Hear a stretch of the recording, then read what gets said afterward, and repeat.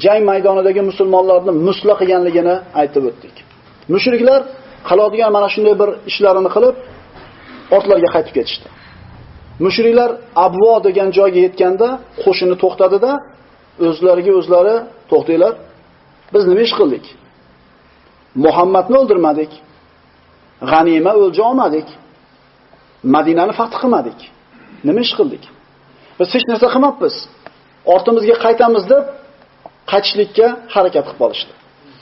Payg'ambarimiz sollallohu alayhi vasallamga bu xabar yetib kelgan paytda musulmonlarni mushriklarning orqasidan quvib chiqishlikka chaqirdi. Ya'ni qo'shinni jamlashlikka buyurdi.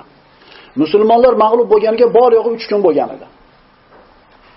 Munofiqlarni boshlig'i bo'lgan Abdulloh ibn Ubay ibn Salul, "Ya Rasululloh, men ham sizlar bilan birga chiqaman" deb keldi. Mana avvalgi darslarda aytib o'tgan bo'ldik. Musulmonlarni Uhudga chiqqandagi adadi askarini 1000 kishi edi. Lekin mana shu Ubay ibn Salulni qilgan ishi bilan 300 ta odam qaytib ketgan edi. Bu faqatgina musulmonlarning shijoatini pasaytirish, ularning ruhini tushirishlik edi uning maqsadi. Endi bu munofiq payg'ambarimizga "Men ham sizlar bilan birga chiqaman" deb kelganida payg'ambarimiz uni chiqishligini xohlamadi va aytdilarki, "Men bilan faqatgina Uhudga chiqqan kishilar chiqadi" dedi.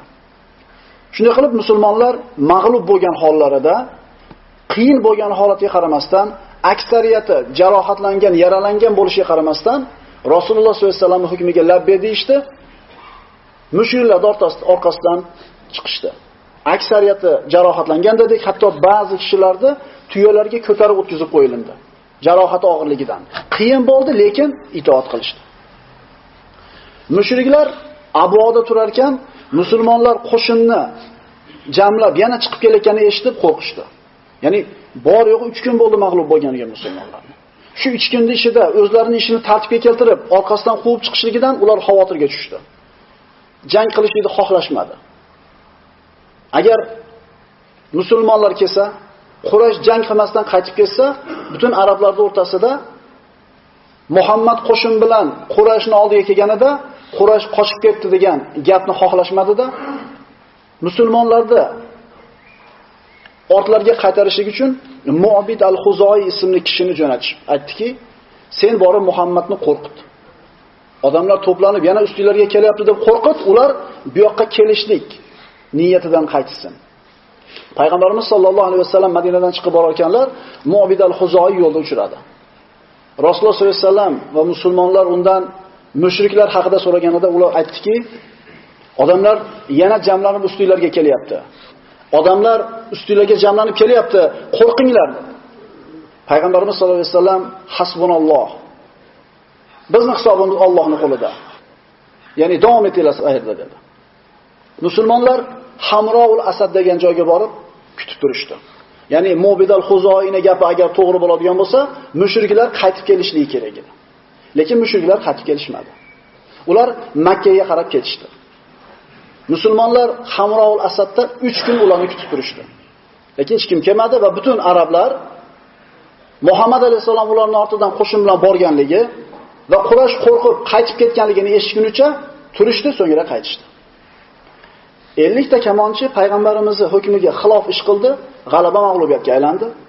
Mana endi mag'lub bo'lib turgan musulmonlar qiyin bo'lsa ham, og'ir bo'lsa ham Rasulullohning so'ziga itoat qilib chiqishda Alloh taolo mag'lubiyatini g'alabaga aylantirib berdi. Alloh taolo Qur'oni Karimning Oli Imron surasida 139-oyatdan 175-oyatigacha Uhud g'azotiga ta'liqlarni tushirdi. Astagfiru billah va la tahinu va la tahzanu va antumul a'laun in kuntum mu'minin in yamsaskum qarh faqad massal qawma qarhum mithlu. Suslashmangiz va Uhud jangidagi mag'lubiyat sababli g'amgin bo'lmangiz. Agar haqiqiy iymon egalari bo'lsangizlar, sizlar ustun bo'lguvchidirsizlar. Agar bugun Uhudda sizlarga jarohat yetgan bo'lsa, Badr jangida u qavmga ham xuddi shunday jarohat yetgan. Ya'ni musulmonlar Uhudda 70 tasi shahid bo'lgan bo'lsa, Uhuddan avvalgi Badr g'azotida mushriklardan 70 tasi qatl bo'lgan edi, 70 tasi asir tushgan edi. Endi nima uchun bu mag'lubiyat bo'ldi? Wa tilkal ayyamu nudawiluha baynan nas وَلِيَعْلَمَ اللَّهُ الَّذِينَ آمَنُوا وَيَتَّخِذَ مِنكُمْ شُهَدَاءَ وَاللَّهُ لَا يُحِبُّ الظَّالِمِينَ. Nima uchun bu mag'lubiyat bo'ldi? Toki ibrat bo'lsin deb va Alloh haqiqiy iymon keltirgan kishilarni bilishi hamda oralaringdan shahidlarni saralab olishi uchun bu kunlarni, ya'ni g'alaba bilan mag'lubiyatni odamlar orasida aylantirib turamiz. Demak, rostgo'ylarni kazzoblaridan, haqiqiy iymonlilarni munofiqlardan ajrashlik uchun Alloh taolo g'alabani u tomonga yo bu tomonga almashtirib turadi. Agar doim g'alaba bo'laversa, ajratib bo'lmaydi. وَلْيُمَحِّصَ الَّذِينَ آمَنُوا وَيَمْحَقَ الْكَافِرِينَ أَمْ حَسِبْتُمْ أَنْ تَدْخُلُوا الْجَنَّةَ وَلَمَّا يَعْلَمِ اللَّهُ الَّذِينَ جَاهَدُوا مِنكُمْ وَيَعْلَمَ الصَّابِرِينَ. Va toki Alloh iymon keltirgan zotlarni gunohlardan poklash va kofirlarni halok qilish uchun bu kunlarni o'rtalarda aylantirib turadi. Ey mu'minlar, yoki Alloh sizlarning ichingizdan kim haq yo'lda kurashganu, kim sabr toqat qilganini mutlaqo bilmay turib, jannatga kiramiz deb o'yladinglarmi? Biz sizlarni g'alaba bilan, mag'lubiyat bilan sinamasdan turib, jannatga kirib ketamiz deb o'yladinglarmi? وَلَقَدْ كُنْتُمْ تَمَنَّوْنَ الْمَوْتَ مِنْ قَبْلِ أَنْ تَلْقَوْهُ فَقَدْ رَأَيْتُمُوهُ وَأَنْتُمْ تَنْظُرُونَ. O'limga ro'baro bo'lishingizdan ilgari uni orzu qilgan edingiz. Ya'ni ana shu Uhuddagi mag'lubiyat bo'lgunga qadar shahidlikda hammalar xolagan edinglar. Mana endi ko'rib turibsizlar. Mana endi Uhudda uni o'z ko'zingiz bilan ko'rib turibsiz. Endi quyida Mus'ab ibn Umayr roziyallohu anhu qo'lidagi bayroqni mushriklar chopib tushirgan paytda, ikkala qo'li chopilgan paytda aytgan so'zini Alloh taolo Qur'onda oyat qilib nozil qildi. Mus'ab ibn Umayr nima degan edi? Qo'li chopilganda "Va ma Muhammadun illa rasul" degan edi. Muhammad kim? Bitta payg'ambar degan edi. Chunki qo'li chopilishidan avval Rasululloh chuqurga tushib ketganida shayton Muhammad o'ldirildi deb qichqirgan edi. Shunda Muhammad alayhisalom o'ldi deb o'yladi-da Musab, o'lgan bo'lsa nima bo'pti? U ham bitta payg'ambar. Undan avval ham payg'ambarlar o'tgan degan edi. Mana shu so'zini Alloh taolo Qur'onda oyat qilib nozil qildi. "Va ma Muhammadun illa rasul, qad khalat min qablihi rusul, afa immata aw qutila qalabtum ala aqabikum, va man yanqalib ala aqibayhi falan yadurralloha shay'a va sayajzillahu ash-shakirin." Muhammad faqat bir payg'ambar xolos. Undan ilgari ham payg'ambarlar o'tgandir. Bas agar u vafot qilsa yoki o'ldirilsa, ketingizga, ya'ni kufrga qaytib ketasizlarmi? Kimda kim ketiga qaytib ketsa, Allohga biron ziyon yetkaza olmas. Alloh esa shukr qilguvchi bandalarni munosib mukofotlaydi. Muhammad alayhisalom o'lgan bo'lsa, dindan qaytib kelsalar, o'zingizlarga zarar bo'ladi. Har bir jon faqat Allohning izni bilan va aniq belgilab qo'yilgan muddatda o'ladi. Ya'ni rizq yozilgan, qancha umr ko'rishligi Alloh taoloning ilmi azalisida. Kim dunyo savobini istasa, ya'ni o'lja istab kirsa, albatta unga o'sha narsani istaganini berurmiz. Kim oxirat savobini istasa, unga da istagan narsasini berurmiz va shukr qilguvchilarni mukofotlaymiz. Mana endi jangda o'ziga berilgan ta'liqlar. Valaqad sadaqakumullohu va'dahu iz tahussunahum bi'izni. Alloh o'z va'dasining ustidan chiqdi. Agar sabr qilsanglar, itoatda bo'lsanglar, Alloh taolo bizga 3000 ta yoki 5000 ta farishtani yordamga tushiradi deb payg'ambarimiz va'da bergan edi. Alloh o'zini va'dasi ustidan chiqdi. Sizlar uning izni bilan kofirlarni qira boshladingiz. Jangning avvalida g'olib bo'ldinglar. To sutkashlik qilib, payg'ambarning amr va farmonlari borasida talashib tortishgan va Alloh sizlar yaxshi ko'rgan narsani, ya'ni g'alabani ko'zingizga ko'rsatib qo'ygandan keyin payg'ambarning amridan bosh tortgan paytingizgacha bu ustunligingiz davom etdi. Orangizda dunyo istagan kishilar ham, oxirat istagan kishilar ham bordir.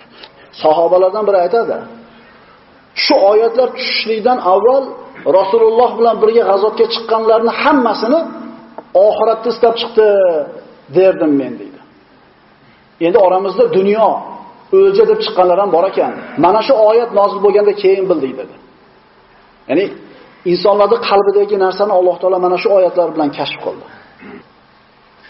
Summa sarafakum anhum liyabtaliyakum va laqad afa ankum vallohu zu fadlin alal mu'minin.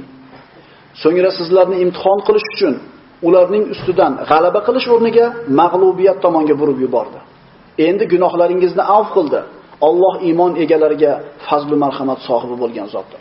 Mana shu payg'ambarimiz sollallohu alayhi vasallam chuqurga tushib ketganida, Muhammad o'ldi deb shayton qichqirganida, musulmonlarning ba'zilari qochib ketgan edi.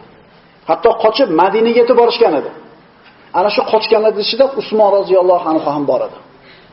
Ahli fitna Usmon roziyallohu anhuga ayblarni qo'yib, sen Uhud kunida Rasulullohni tashlab qochib ketganlardansan deb malomat qilishganida, Usmon roziyallohu anhu aytadi, Alloh biz haqimizda, ya'ni Uhud kuni qochib ketganlar haqida valaqad afa ankum, Alloh sizlarni avf qildi degan oyat tushirgan. Alloh bizni avf qilgan deb javob berdi.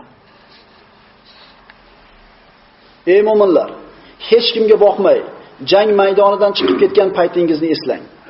Holbuki payg'ambar ortingizda sizlarni chorlamoqda edi. Bas sizlar ketgan narsa va sizlarga yetgan narsaga xafa g'amgin bo'lmasligingiz uchun Alloh sizlarga g'am ustiga g'am berdi. Alloh qilayotgan amallaringizdan xabardordir.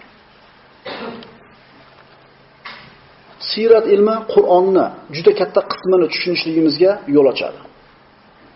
Chunki Qur'onda payg'ambarimiz sallallohu alayhi vasallamning hayoti haqida oyatlar nozil bo'lar ekan, demak bu Qur'onning katta qismi.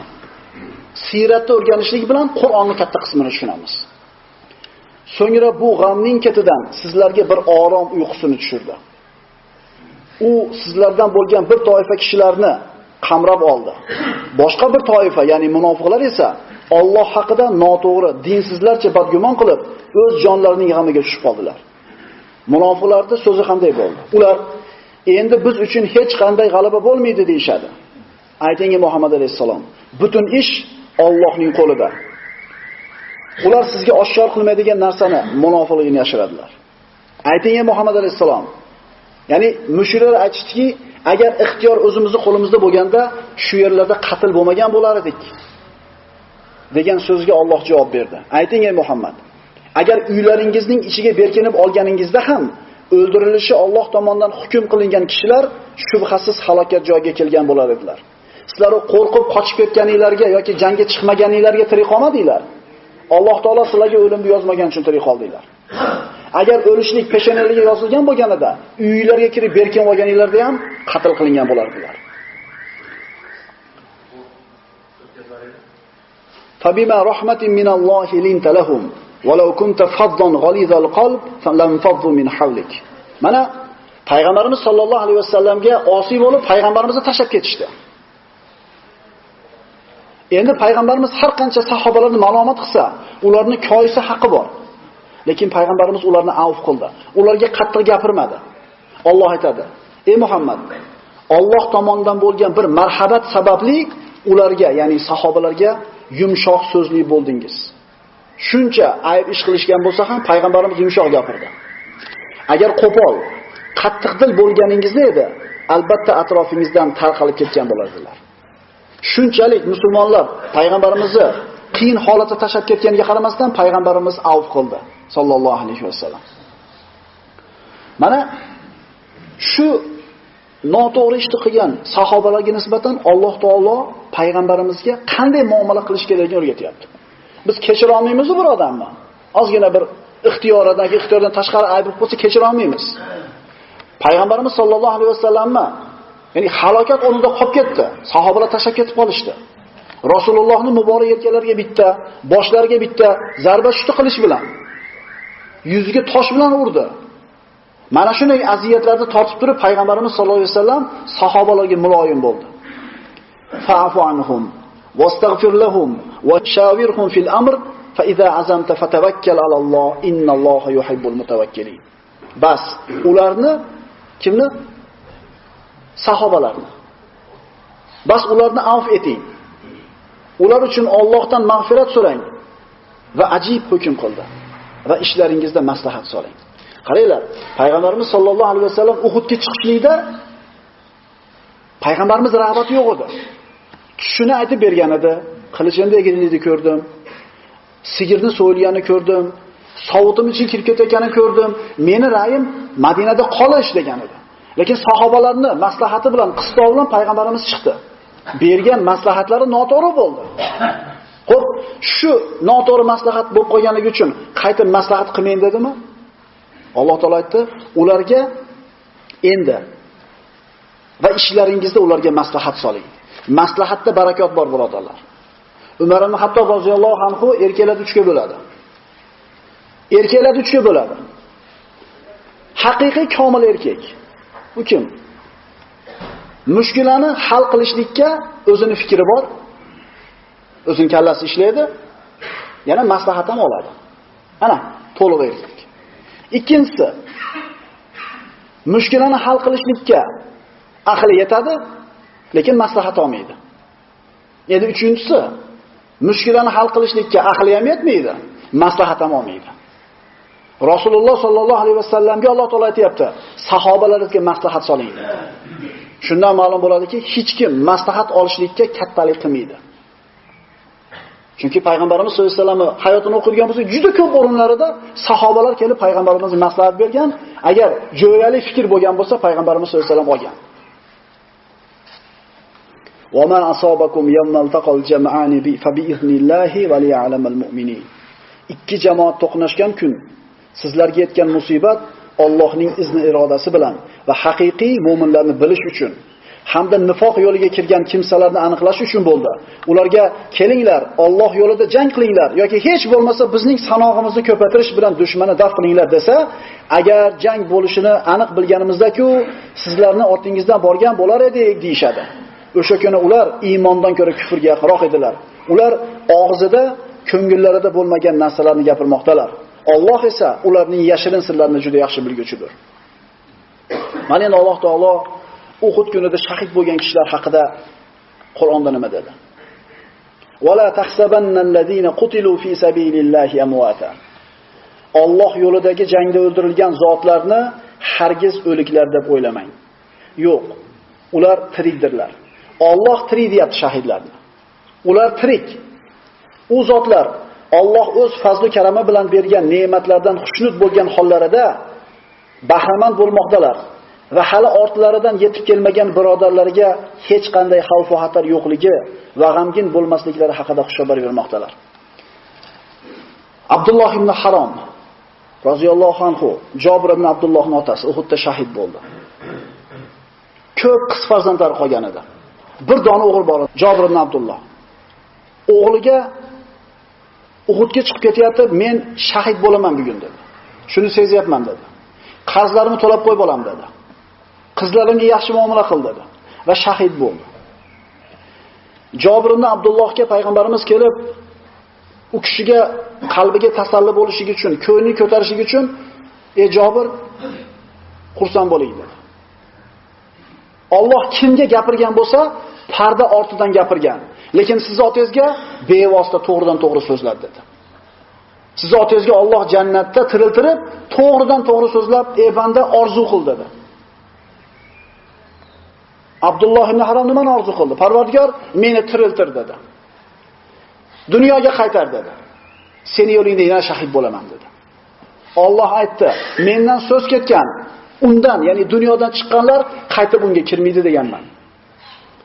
Abdulloh ibn Harom aytdi, unday bo'lsa Parvardigor, men topgan saodatni birodarlarimga yetkazgin dedi. Ya'ni qanday saodatda turganligimni xabarini yetkazgin deganida Alloh taolo mana shu oyatlarni nozil qildi. Farihina bima atahumullohu min fadlihi va yastabshiruna billadina lam yalhaqu bihim min khalfihim alla khawfun alayhim va lahum yahzanun. U zotlar Alloh o'z fazli karami bilan bergan ne'matlardan xushnud hollarida bahramand bo'lmoqdalar. Ya'ni ular tirik. Allohning marhamatida ular va ortlaridan keladigan birodarlarga hech qanday xavf va xatar yo'qligi va g'amgin bo'lmasligini xabarni bermoqdalar.